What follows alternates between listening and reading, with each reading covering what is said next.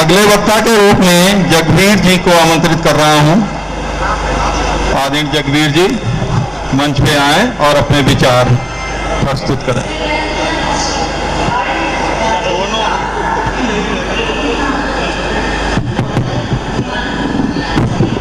महाकारुणिक तथागत सम्यक संबुद्ध को नमन करते हुए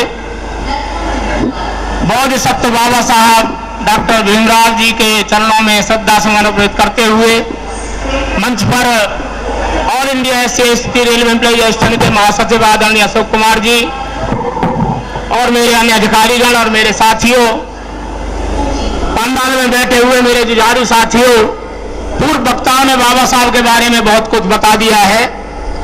मैं ज्यादा लंबी चौड़ी बात नहीं करूंगा। मैं आपको एक सिलसिलेवार हिस्टोरिकल इवेंट्स बताऊंगा कि बाबा साहब क्यों इतना कर पाए और क्यों हम उनको याद करते हैं, सारा देश याद करता है।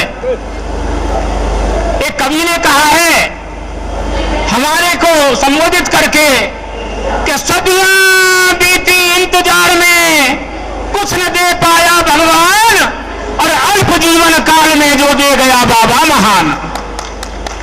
अरे मान कर उपकार इनका नित चढ़ाए फूल हम और फिर पतन हो जाएगा इनको गए गर भूल हम। अरे राह इनकी पर चले, राह इनकी पर चले तभी तो कुछ मिल पाएगा। यदि मूर्त पूजा ही करी तो फिर पतन हो जाएगा, फिर पतन हो जाएगा। मेरे साथियों, एक पूर्व वक्ता ने बड़े पुल बांधे वर्तमान सरकार के कि बाबा साहब डॉक्टर अंबेडकर के 5 पंच तीर्थ स्थल उनका निर्माण किया है। मैं समझता हूं वो भी जरूरी थे। इसके साथ साथ जिन आदर्शों को बाबा साहब जीवन भर जिए, जिन आदर्शों को उन्होंने भारतीय संविधान की प्रस्तावना में स्थान दिलाया, समता स्वतंत्रता बंधुत्व और न्याय, व्यक्ति की प्रतिष्ठा, अवसर की समानता, अगर इनका गला नहीं घोटा जाता, इनको बरकरार रखा जाता तो मैं भी स्तुतिगान करता। और एक बुद्धिजीवी का कर्तव्य है, अगर सरकार गलत करती है, मूर्ति पर माला चढ़ाती है, सिद्धांतों को दरकिनार करती है, तो एक सच्चे नागरिक का, बुद्धिजीवी का कर्तव्य है कि वो सरकार को इस बारे में आईना दिखाए कि मूर्ति पर माला ठीक है, श्रद्धा अपनी जगह ठीक है, लेकिन सिद्धांतों से समझौता नहीं है, अवसर की समानता का गला नहीं घोटना चाहिए। मैं सिलसिलेवार बताऊंगा, मेरे साथियों को बुरा लगे, किसी को बुरा लगे, मुझे परवाह नहीं। यूपीएससी के थ्रू सिलेक्शन IAS में होता है।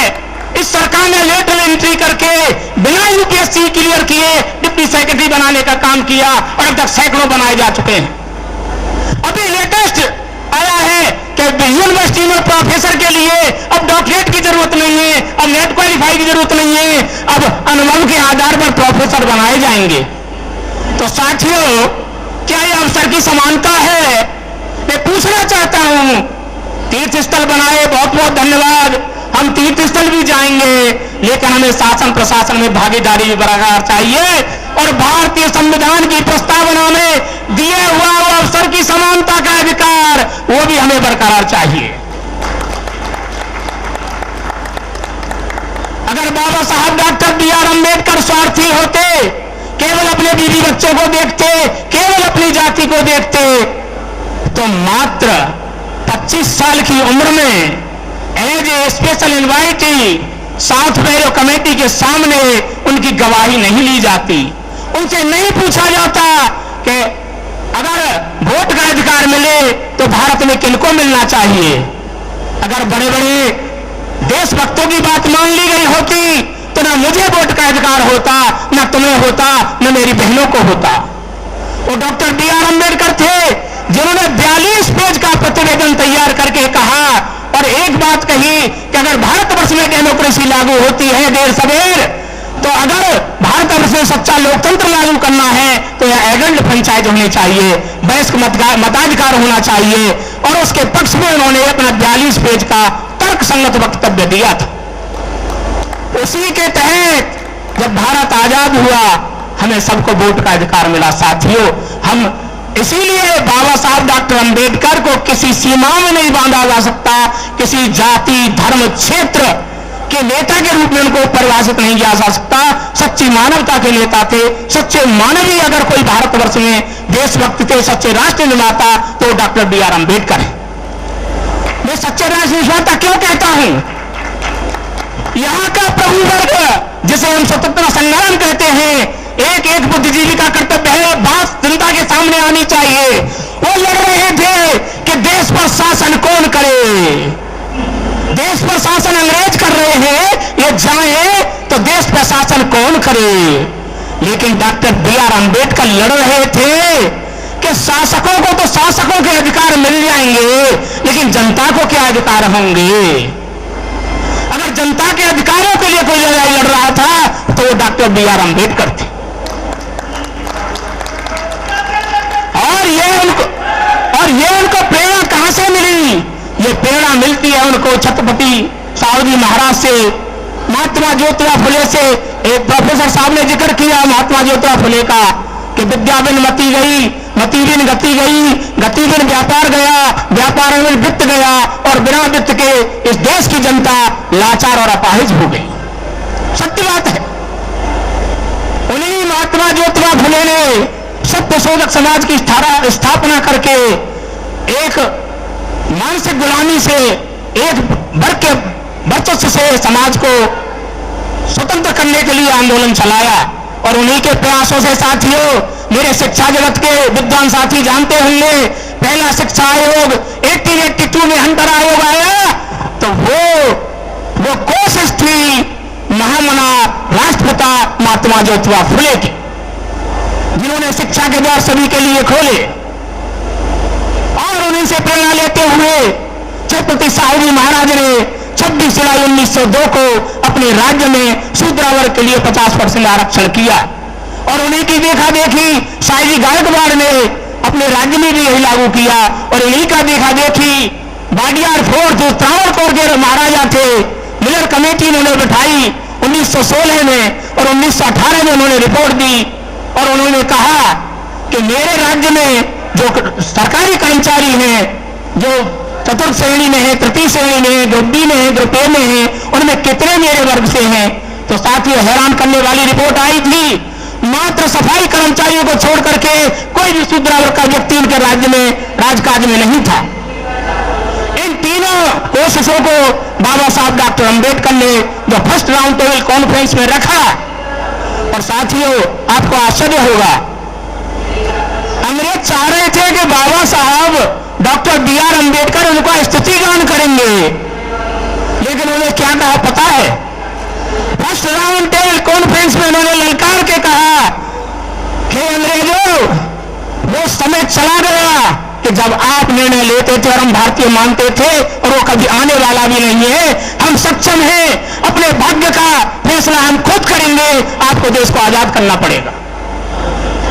ये राउंड टेबल कॉन्फ्रेंस में ये भीम गर्जना जब अंग्रेजों ने सुनी, विश्व के विद्वानों ने सुनी कि ये तो कह रहे थे कि ये ब्रिटिशों का पिट्ठू है, वहां आंदोलन चला रहे नेता कहते हैं ये ब्रिटिशों का पिट्ठू है, ये तो हमारे घर में ही हमें धमका रहा है, ये कह रहा है कि तुम वेलफेयर स्टेट हो, तुम्हारे वेलफेयर स्टेट से तुम्हारे भारत को ऑक्युपाई करने से पहले जो मेरे लोगों की दशा थी, आज भी वही दशा है, उसमें किंचित मात्र भी परिवर्तन नहीं हुआ है, तो तुम्हें कोई अधिकार नहीं है भारत पर राज करने का, तुम्हें छोड़ना पड़ेगा।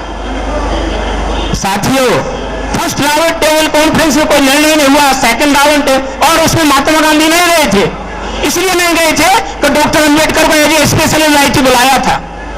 सेकंड राउंड टेबल कॉन्फ्रेंस में गए, उसमें कम्युनल अवार्ड मिला। कम्युनल अवार्ड, एक बात ध्यान रखने की है, मैं किसी व्यक्ति के विरोध में नहीं हूं, लेकिन सिद्धांतों की बात होनी चाहिए।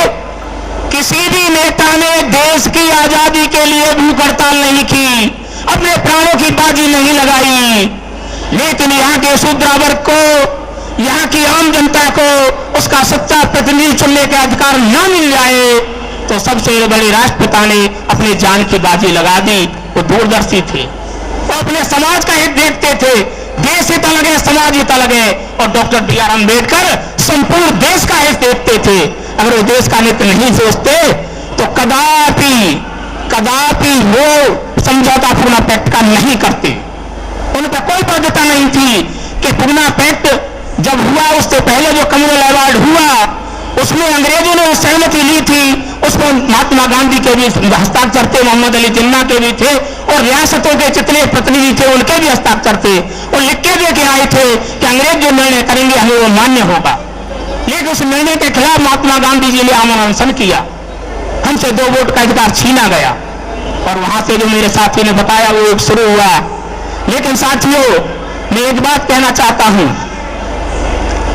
जिस तरह से एक वर्ग यहां प्रतिदिन अपने घर में पूजा स्थल रखता है, प्रतिदिन पाठ करता है किसी पुस्तक का और उसे वो धार्मिक पाठ कहता है, मैं आह्वान करता हूं मेरे साथियों, हर घर में भारतीय संविधान की पुस्तक होनी चाहिए और नियम बना लो, आधा घंटा आप जरूर उसे पढ़ो, हिंदी में पढ़ो, अंग्रेजी में पढ़ो, मेरी महिलाएं पढ़ें, बहनें पढ़ें, बेटियां पढ़ें। और ज्ञान वो शक्ति है कि जिसके पास ज्ञान होता है वो शेर की तरह दहाड़ता है, अन्याय के न तो अन्याय कर सकता है न अन्याय सह सकता है, वो अन्याय के खिलाफ बोलता है, वो निर्भीक हो जाता है। इन्हीं शब्दों के साथ मैं अपना वाणी को विराम देता हूं साथियों। जय भीम, जय भारत, नमो बुद्धाय।